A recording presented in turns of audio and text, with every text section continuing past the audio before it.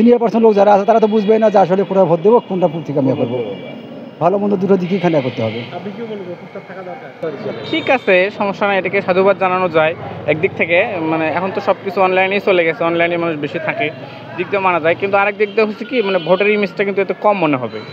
মানে মানুষের পোস্টার সেরে যায় সব এলাকায়, একটা মানে উৎসব মনে হয় সেই সময়টা আর কি। ওইটা থাকবে না, এই আর কি। পোস্টার থাকলে কি আমার মনে হয় পোস্টার থাকলেই ভালো হতো, এই আর কি। আসলে ধন্যবাদ। পোস্টারটা সাধারণ জনগণের উপরে আলাদা একটা ইমেজ নির্ভর করে।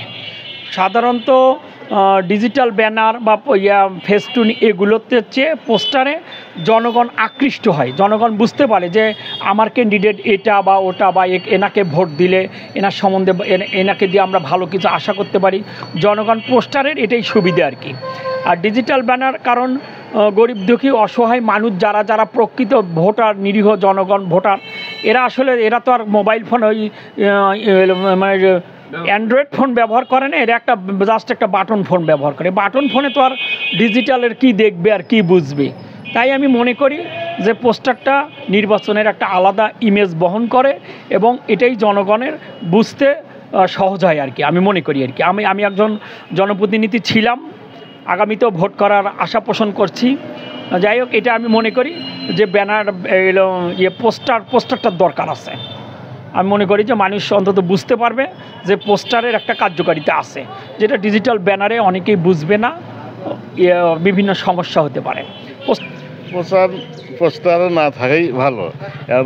ওই যেরকম যে দাঁড়াবে সে যদি সৎ চরিত্রবান সেরকম লোককে আমরা নির্বাচন করতে চাই।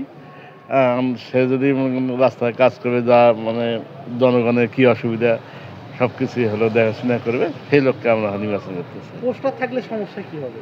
পোস্টার থাকলে ভালো হয়, বেশি পরিচিত হয়। কিন্তু এই সরকার যে এটা ওরা পোস্টারটা তুলে দিচ্ছে, এটা আর কি সরকার চাচ্ছে না যে পোস্টার পরিচিত হোক আর কি। পোস্টার জন্যই পোস্টার থাকলে ওটা মনে করো অনর্থক ব্যয়বহুল। ওটা আমার মতে পোস্টার না থাকাটা সবচেয়ে ভালো।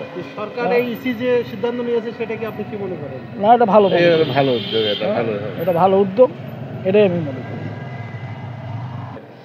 পোস্টার থাকাতে যেমন ভালো ছিল তেমন খারাপ দিক আছে। নতুন যারা আসছে এরা কী প্রতীক পেয়েছে এটা আমরা কখনোই জানতে পারবো না।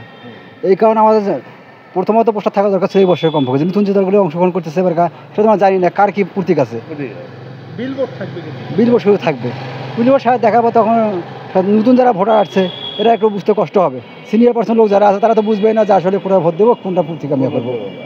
ভালো মন্দ দুটো দিকেই এখানে করতে হবে। পোস্টার থাকা দরকার ছিল।